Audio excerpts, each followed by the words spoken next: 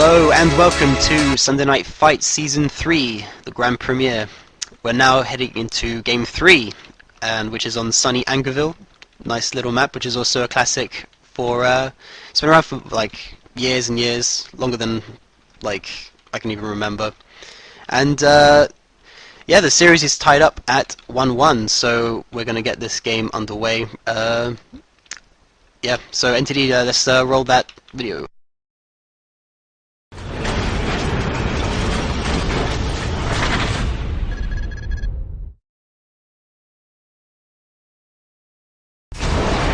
Hasta la vista, baby.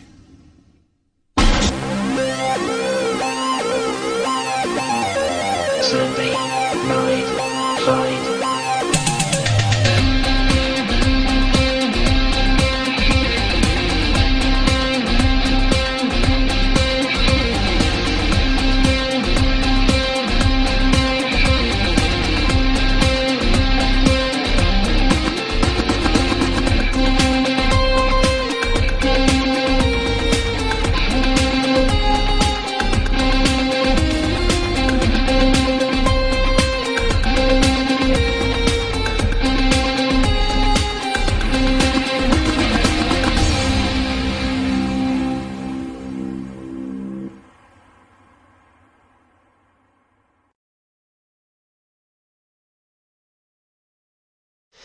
So, after a very exciting first two games, we're now going to head on into Game 3, and I'm actually going to be joined by Inverse, and this is also our first time casting together, so welcome to the show. That's a personal welcome. Thank you, Biospark. Super excited about this game. Can't wait to get it started. Alright, so Siberian has opted to choose Panzer Elite from South Angerville, and, you know, as everyone knows, this is like the super starting position for PE. I mean, using the house to great advantage to hold their cutoffs, and using Kettencrest to cap through the hedges and stuff so they can always, you know, recap stuff back. It's going to be a pretty hard game for Aimstrong, I think. What do you reckon Aimstrong's going to have to do to deal with, you know, facing Panzer Elite from south?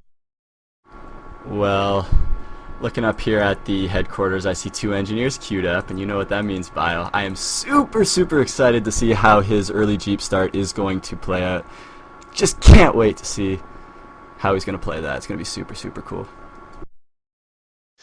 Alright, so without no further ado, let's get this game underway. So I'm pausing at the 5-second mark, and we'll be unpausing in 5, 4, 3, 2, 1, 6, 7, 8, 9, 10. So Siberian's actually going off to the left hand side with his Ketten, so it's actually quite unusual. Well, I wouldn't say unusual, but like it's like the road less taken.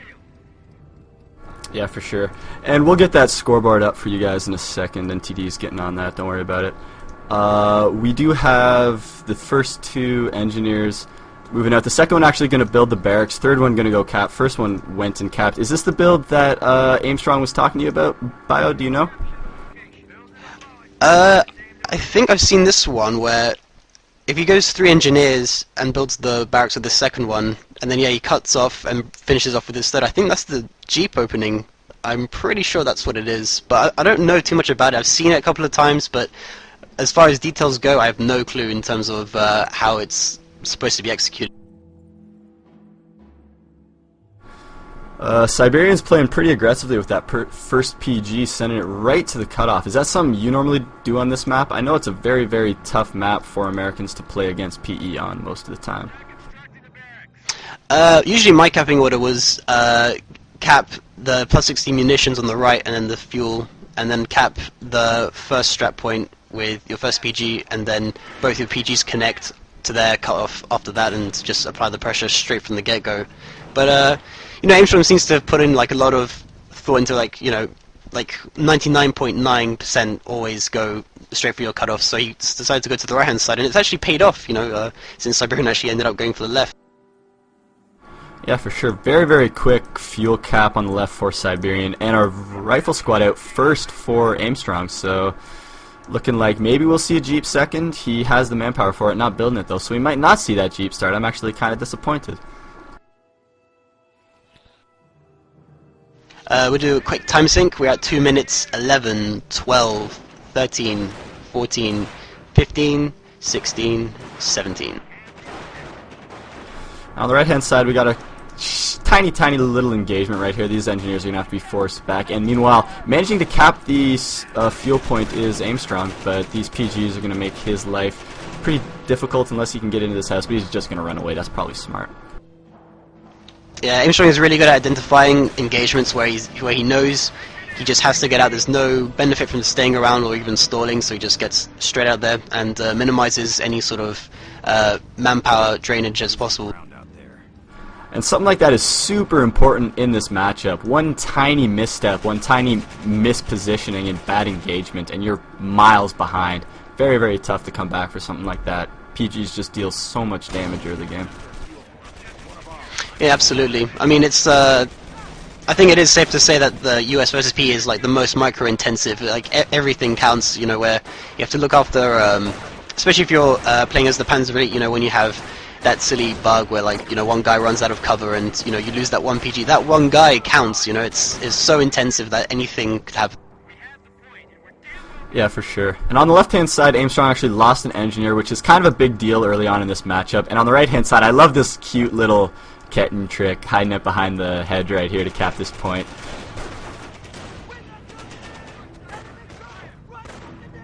Yeah, it seems like Siberian is definitely, like, putting on the pressure now. I mean, he's denied all sort of high fuels from Aimstrong at the moment, although he has lost his own.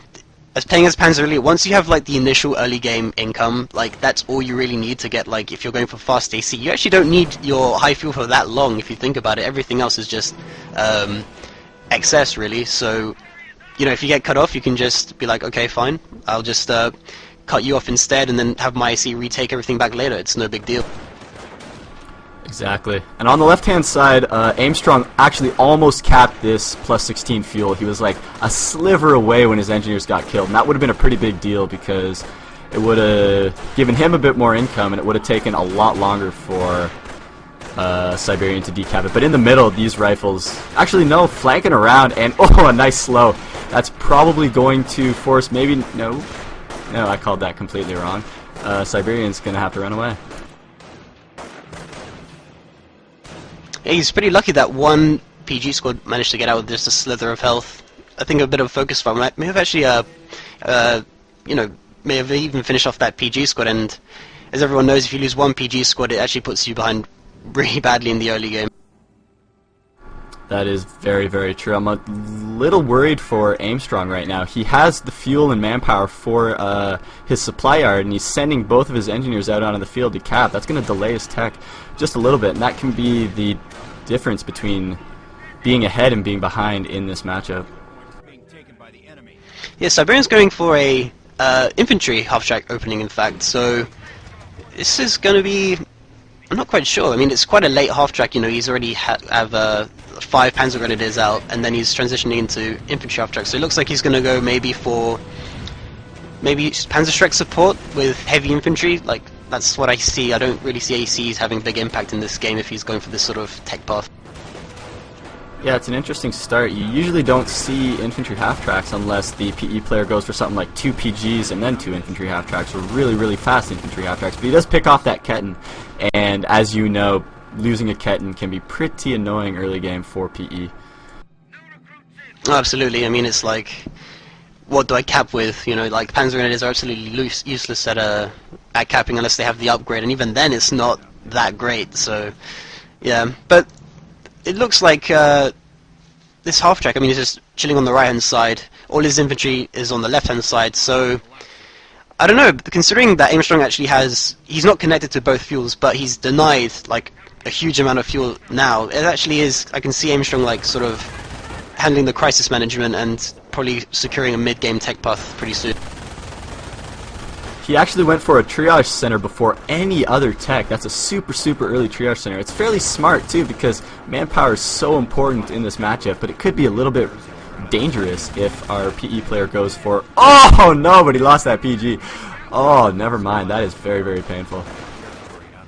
Yeah, it definitely wasn't worth it. I mean, losing G43 squads, I mean, when it comes to risk assessment, I usually just go when in doubt, cut it out, just play safe, and at the end of the day, if that Panzer Grenadier squad survives the late game, you've almost secured a lot of veterancy, so can't afford to lose PGs early.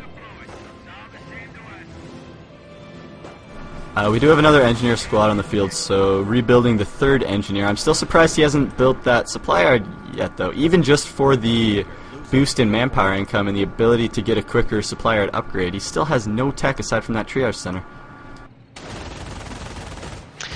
I'm wondering, maybe because he's seen the infantry half-track, he's like, okay, well, there's not going to be any armoured cars anytime soon. If there is, like, I'll most likely have an M8 out by then, so he's not really in a rush to tech.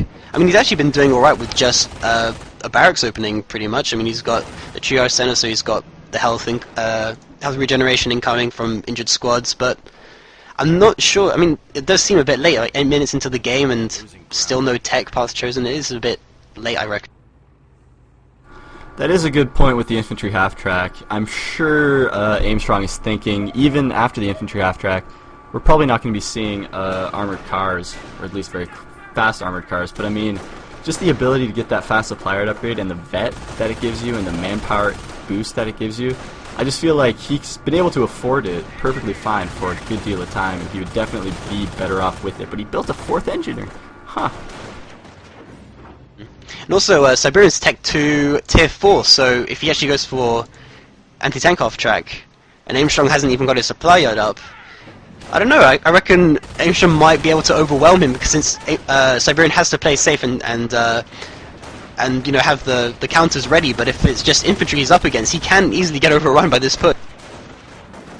Do you think we might be seeing a Panzer IV, though, out of Siberian? Is that even an option, or is that just too expensive at this point in the game? Oh yeah, it's way too expensive. He only has he has 18 fuel in the bank with 10 fuel income at the moment. P4 is completely out of the question. Oh, an early sticky on that infantry half-track as well, which should go down, mobilized, a bit of focus fire, and that should be it. So that's a good win for Aimstrong. That's actually going to put him in a pretty good spot right now. He has a lot of map control. He's going to be able to decap this fuel on the right-hand side, and Siberian seems a little bit at a loss as to what to do. I mean, he's got tier 4, but an infantry half-track, there's nothing for it to shoot at, really. Yeah, I mean, going through, like, if I put myself in Siberian's shoes, I must be thinking, okay, well, there's just infantry, no bars, okay, stickies, that's not too much fuel. It must be, like, some sort of armor coming up soon, and, like, he's like, okay, do I reinforce all these Panzer Grenadiers, or do I get the ATHT fast now so I can hold off the M8, or what? I mean, he's being run off the map completely now. It's actually turning to a really bad situation for Siberian.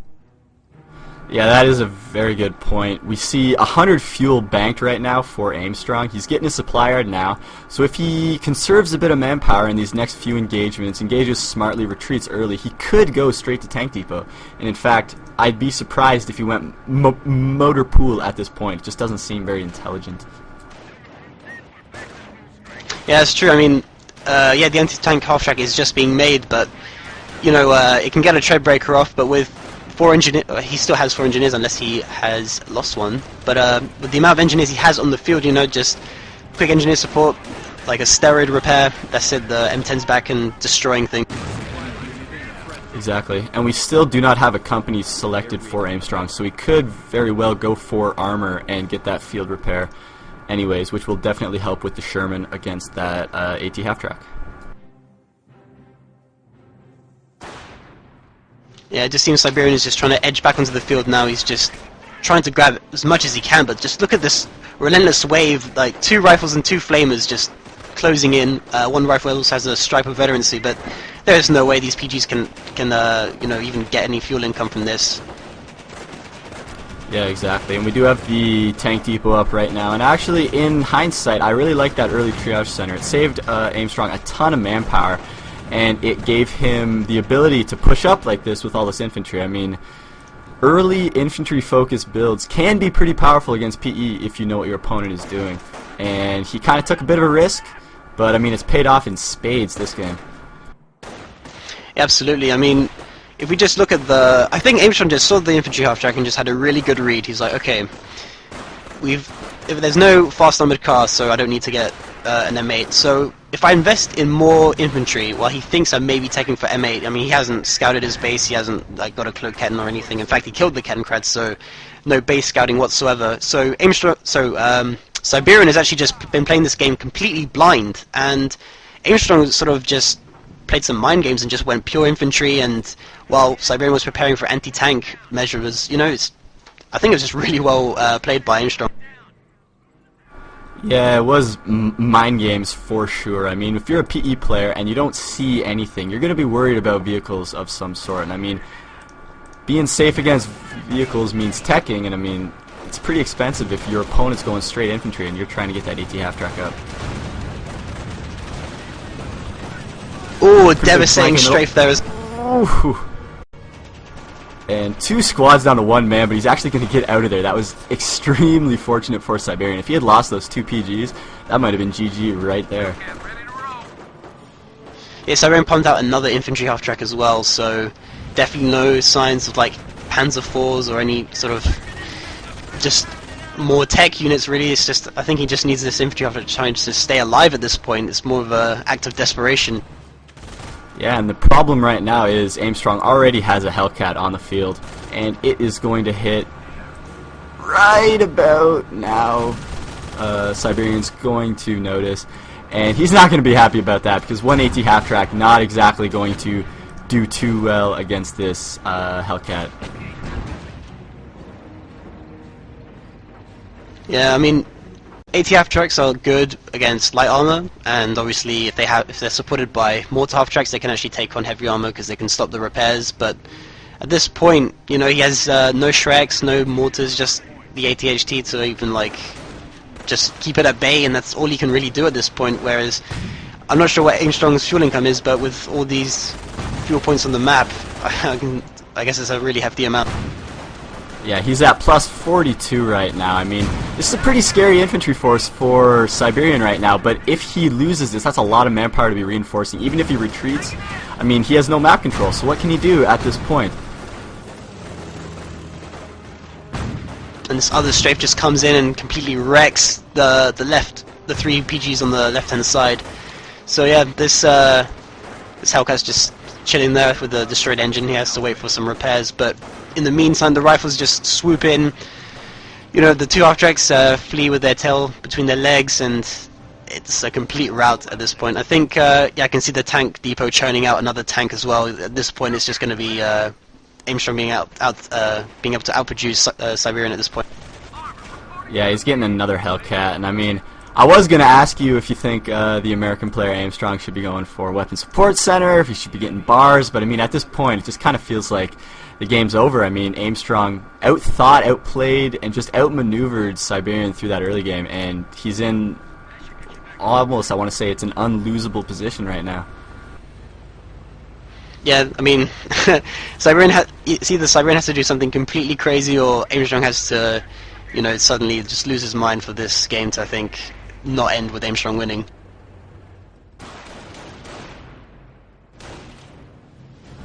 That's actually interesting. I would have pegged this as the game that Siberian had the best chance of winning. I mean, Angleville, it's PE against Americans. It's a tough matchup on this map, but Aimstrong came out guns blazing and really showed that he knows how to play this matchup early game. Really smart, intelligent play.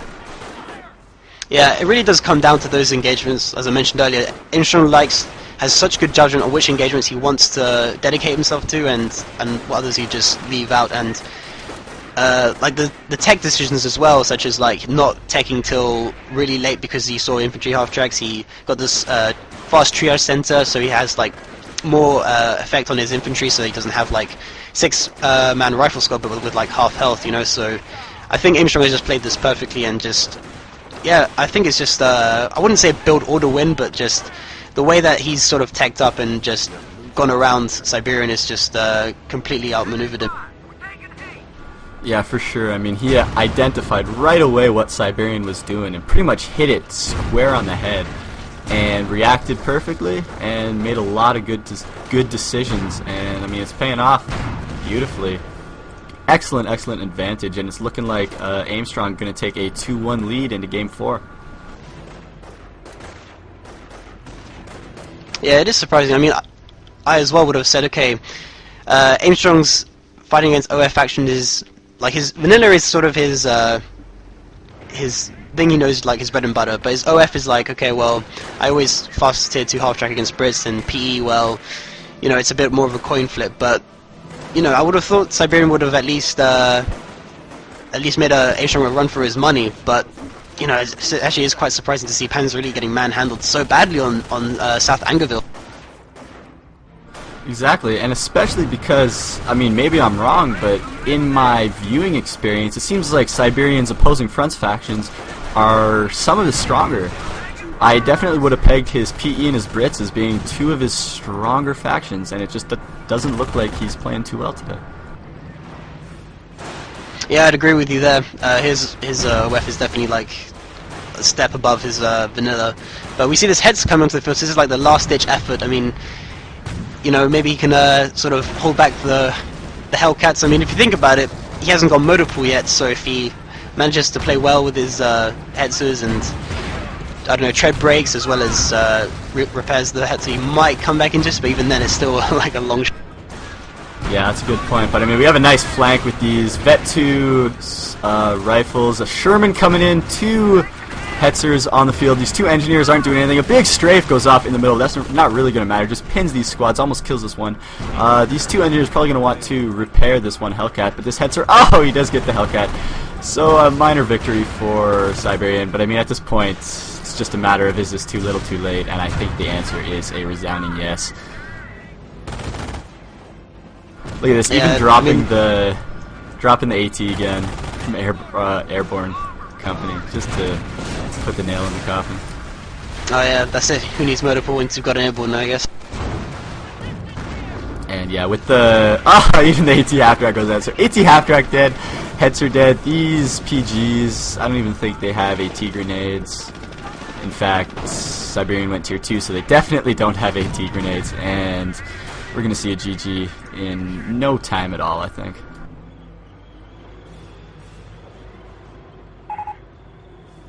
And there it is. There we go. Yes, sir.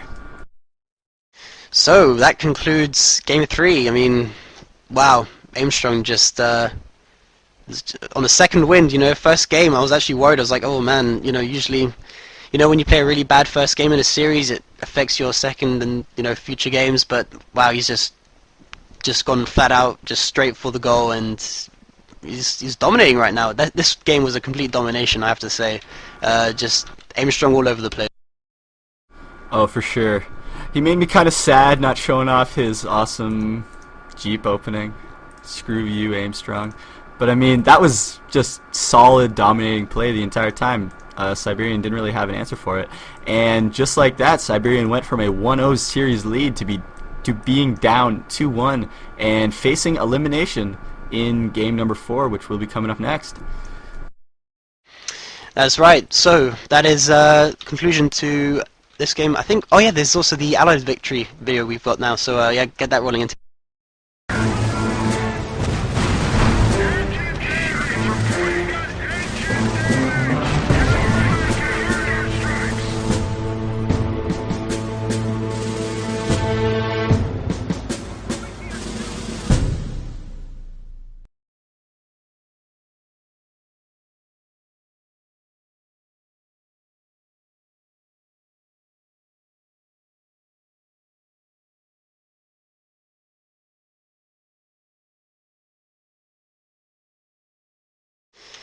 Well, folks, that rounds up Game 3 of the series. We'll be right back after a break to finish it off with Game 4, and we'll see if Siberian manages to stay into the series. So yeah, don't go anywhere, we'll be right back.